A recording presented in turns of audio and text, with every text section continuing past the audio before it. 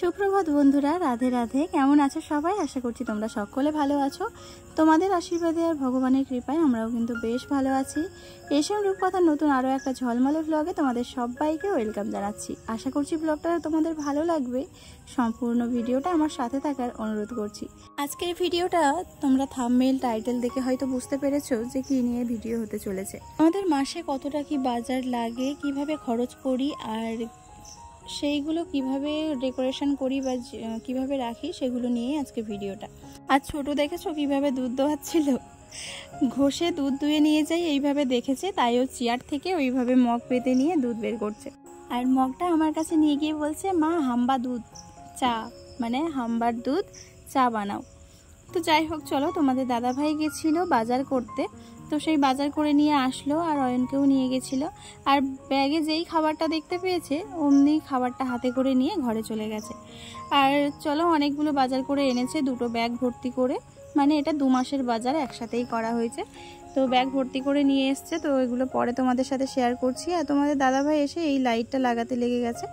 এই লাইটটা না একটু খারাপ হয়ে গেছিলো, তাই দোকানে নিয়ে গেছিলো, তাই ও বাড়িতে এসে আবার ফিটিংস করলো। আর এই লাইটটা জ্বালালে অনেকটাই আলো লাগে এই জায়গাটা, আর না হলে একটা লাইটে না অনেকটাই অন্ধকার লাগে, বুঝলে? তো ওই জন্যই এই লাইটটা লাগানো হয়েছে। তো রাত্রিবেলা রান্নাটা বসিয়ে দিয়েছি। দেখো, আজকে রান্না হবে সয়াবিন দিয়ে তরকারি, তাই জন্য সয়াবিনটা ভেজে নিয়েছি। আর ওই কড়াইতে আছে চাল কুমড়ো বা চুন কুমড়ো, যেটাই বলো না কেন, ওইটাই তরকারি হবে। আর এইদিকে দেখো, এরা 3 জনে এই প্যান্টের একটা দড়ি নিয়ে রেলগাড়ি খেলছে, দেখেছো? এদের এরকম ছোট ছোট দুষ্টুমিতে না রাখলে সব সময় ফোন আর টিভি নিয়ে পড়ে থাকবে। আর এখনকার বাচ্চারা তো সব সময় টিভি আর ফোন দিলে আর কিছুই লাগে না, কিন্তু এটাই ওদের ব্রেনের খুব বড় ক্ষতি করে। ওই জন্যই চেষ্টা করি যতক্ষণ পারি ওদেরকে নিয়ে খেলা করার। তো যাই হোক, চলো, ওর বাবা ওইদিকে খেলতে আছে, আর ওদিকে কিন্তু আমার রান্না টান্না হয়ে গেছে। দেখো, রান্নাঘরও আমার সব মেজে ঘষে কমপ্লিট করে রাখা, নেতা টেতাগুলোও সব ধুয়ে দিয়েছি। তো এবারে তোমাদের সাথে শেয়ার করব যে কতটা বাজার করেছে আর মাসে কতটা করে আমাদের বাজার লাগে। তো যাই হোক, দেখো, এই কদিন তোমাদের দাদাভাই বাড়িতে আছে, ওই জন্যই একটু চানাচুর বিস্কিট বেশি খাওয়া হচ্ছে বলতে পারো। বিস্কিটটা এমনি সবসময় 2-3 প্যাকেট করেই নিয়ে আসা হয়, কেননা একটা বিস্কিটের প্যাকেট 1 সপ্তাহ যায় না, শেষ করে দেয়, ওই জন্য বেশি নিয়ে আসেনি, 1 প্যাকেটই বিস্কিট নিয়ে এসছে। আর তোমাদের দাদাভাইয়ের হাতে যেটা দিয়ে দিলাম ওটা হচ্ছে ঠাকুর ঘরের জন্য ধূপকাঠি, বাতাসা আর ধুনো। এগুলোকে আলাদা করে রাখলাম, কারণ এই জায়গাটায় রান্না করে রাখা হয়, তো ওই জন্য এইখানটায় রাখলাম না, তোমার দাদাভাইয়ের হাতে দিয়ে দিলাম, তো ওটা অন্য জায়গায় সাইড করে দেবে। তো যাই হোক, এই দেখো আমার কিন্তু সব বের করা হয়ে গেছে। সাবান 2 রকম নিয়ে এসছে, ডেটল আর সিনথল, দুটো সাবান নিয়ে এসছে।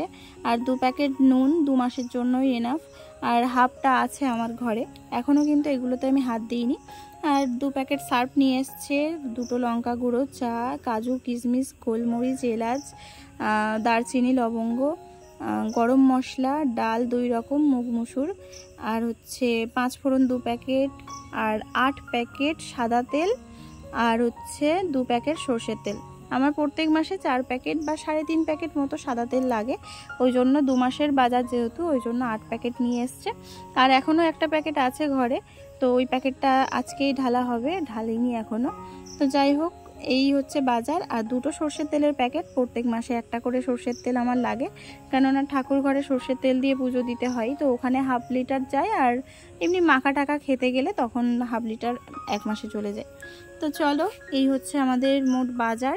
আর হ্যাঁ, জিরেও নিয়ে এসেছিলো, প্রায় 1 কেজি মতো মনে হয় জিরে নিয়ে এসেছিলো। তো চলো, এখন এই যে কৌটোই করে সব কিছু ঢেলে ঢেলে রেখে দেবো, কেননা প্লাস্টিকে রাখলে না মনে থাকে না যে এইটা আছে ওটা আছে, তো ওই জন্য কৌটোতে করে নিয়ে রেখে দেবো। আর আমার ঘরে যেহেতু অতটা নামি দামি কৌটো নেই, আমি যে কৌটোগুলো ইউজ করি সেগুলো এমনি সব দোকানে পাওয়া যাবে। আর যেটা ডাল রাখলাম, এই কৌটোগুলো হচ্ছে যখন ছোটু পেটে ছিল সেই সময় আমাকে একটা হরলিক্স দিয়েছিল ডাক্তারে, সেই কৌটোগুলোই।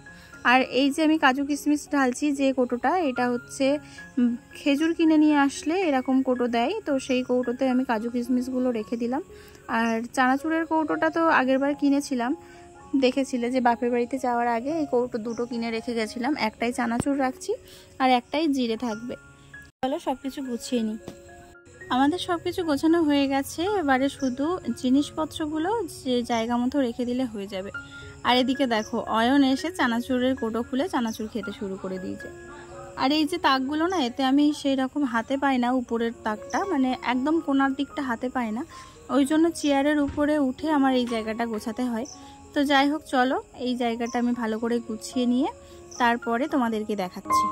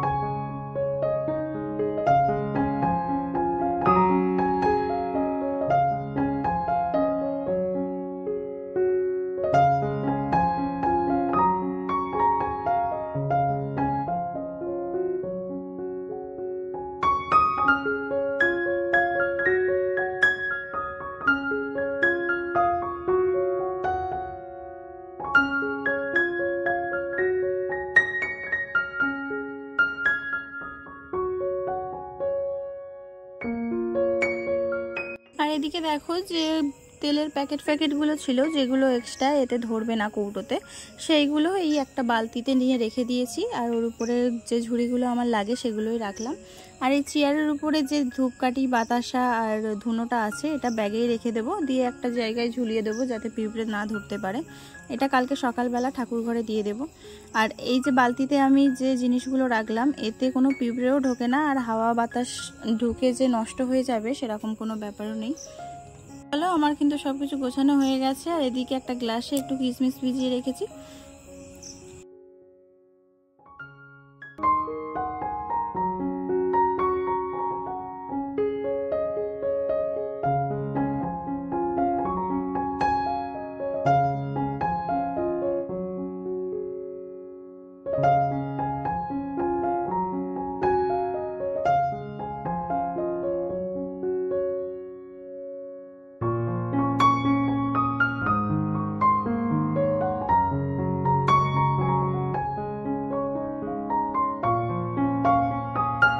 আর দেখো বৃষ্টির জন্য জামা কাপড়গুলো কিন্তু বাইরে দিতে পারছি না, তাই এইভাবে হাওয়াতেই দিয়ে, আর এই যে স্ট্যান্ড ফ্যানটা সারা রাত চলবে এইভাবে দিয়ে রেখেছি, নাহলে সকালবেলা পরার মতো সেরকম জামা নেই বাচ্চাদের। তো যাই হোক চলো, আমার রান্নাঘরটার গোছানো কমপ্লিট। এবারে চলে এসেছি একটু নিজের কেয়ার করতে। সারাদিন সংসারের পিছনে খাটতে খাটতে নিজের দিকে তাকানোর সময় পর্যন্ত থাকে না। রোজ দিয়ে মুখটা ধুয়ে এসে একটা ক্রিম লাগিয়ে নিয়েছি, আর ছোটরও ঘুম পেয়ে গেছে। চলো বন্ধুরা, আজকের মতো এখানেই শেষ করলাম। টাটা, সবাই খুব ভালো